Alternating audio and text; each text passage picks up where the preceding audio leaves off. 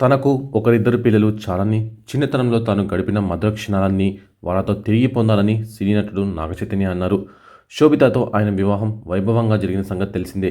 ఈ క్రమంలో రానా వ్యాఖ్యాతగా వ్యవహరిస్తున్న టాక్ షోలో తన ఫ్యామిలీ, సినీ లైఫ్ గురించి ఆసక్తికరమైన విషయాలు పంచుకున్నారు.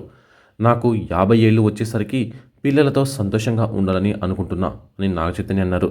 మధ్యలో రానా కలగ చేసుకొని ఏంటి వెంకీ మామల ముగ్గురు నలుగురు కావాలా, ఒకరిద్దరు చాలు, వెంకీ మామది పెద్ద కుటుంబం, నాకు కొడుకు పుడితే వాడిని రేస్ ట్రాక్కు తీసుకువెళ్తా, కూతురు పుడితే తనకు ఎలాంటి హాబీలు ఉంటాయో వాటిని గుర్తించి ప్రోత్సహిస్తా, నాకు వాళ్ళతో ఎక్కువ సమయం గడపాలని ఉంది, మనం చిన్నప్పుడు పిల్లలుగా కొన్ని క్షణాలు ఎంజాయ్ చేసాం, ఆ క్షణాలను వాళ్ళతో కలిసి మళ్ళీ ఆస్వాదించాలని ఉంది అంటూ నాగచైతన్య చెప్పుకొచ్చారు.